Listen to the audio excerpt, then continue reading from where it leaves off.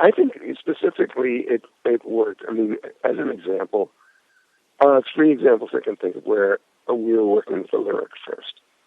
Certainly with the show Promises, Promises, because that had to really kind of step off the page of the script, the Neil Simon book, for Promises, Promises. So, it couldn't be like I would write the melody and say, how was it?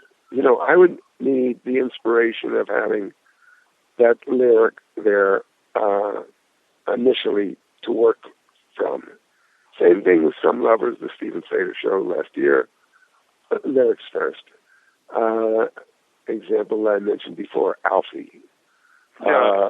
Lyric first. Right to the lyric. House is not a home. Another motion picture song. Gotcha.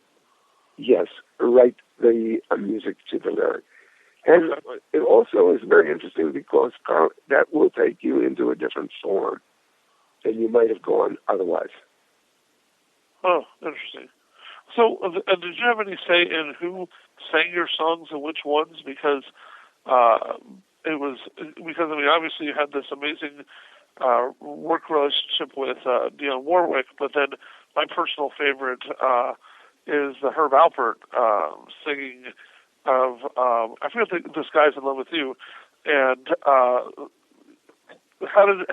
did you get to pick who would sing, or was that? Well, and that example with Herb Alpert was very good guys. Herb Alpert, Jerry Moss. Yeah. They owned A&M Records, and I was an artist on the label, and I was very friendly with them. And Tijuana Brass was very, very hot at the time, and I felt like I was doing them a favor, and which is something that I wanted to do because I really liked the guys so much.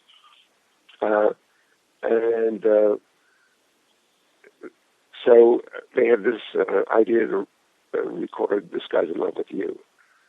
Okay, same way, Burt. You go in, write the arrangement at the piano. Actually, we used 2 pianos on that. Pete Jolly played one piano, and I played the other grand. And we used the same studio that we did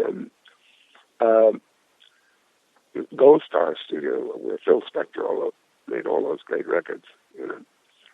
So we made that song, This Guy's in Love with You, and Herb's vocal. Everything was done live, no layering, nothing like that. And I walked out of the studio feeling I'd done a favor for 2 friends. And like 6 weeks later, I'm running in the car and I hear, oh my God, #1 record in the country. This Guy's in Love with You, Herb Alpert. Couldn't have been happier for me, for them. It was wonderful. Yeah. So then, of course, I want to mention Dionne Warwick. How did you come to work with her so much, and what do you think was the cause of the magic between you two? Because that was really probably your biggest, I would think, your biggest string of success. Okay, with Dionne, and I think I got to wind it up with here, Carl, because I've got to. Oh. But I will tell you this. Complete this thought. Dionne was in a background group, and that I was working with, because a song I'd written with Bob Hayward called Mexican Divorce, Jerry Lee and Mike Stoller were going to record with the Drifters. So I was working with the background singers, 4 girls, Cissy Houston, Dionne Warwick, Dee Dee Warwick, her sister, and Myrna Smith, her cousin. They all sang great. And Dionne just had something maybe that looked special because they all sang fantastic. And she came in and sang for Helen and myself 4 or 6 weeks later, and we knew we'd hit pay dirt there. Marvelous. Gotcha. Can I ask one last question, sir, or are we totally out of time? If you got one last question, go for it, Carl. Yeah, I think this is something that people would find interesting. I was wondering, because you're very candid in your book about your relationships and things like that. since you're associated with so many romantic classics, and yet you had your ups and downs with romance like anybody does. I was wondering if what you feel that you learned, and because now you're in a very your longest marriage yet right now for 20 years, which is congratulations to that. So I was just wondering, how did your do you feel that you've kind of cracked the code finally of because you're known as this guy who does these great romantic songs, but yet you also dealt with the harsh realities in life. So just wondering, did you anything you can say about the difference between the artistic way of looking at love and the reality of it? What do you feel you learned? Yeah. Try to fall in love, which is fine, do that, but don't get married before, say, 40, 45. Try to abstain from that,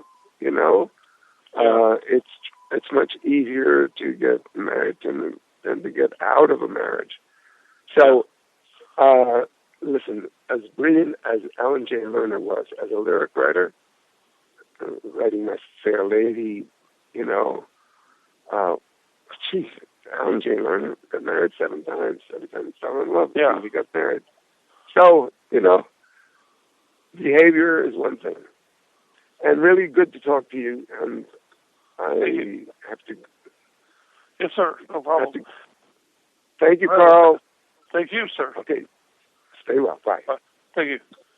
And ladies and gentlemen, that was Burt Bacharach. Until next time, I'm Carl Kozlowski, and thanks for listening. Bye. We good, Jake?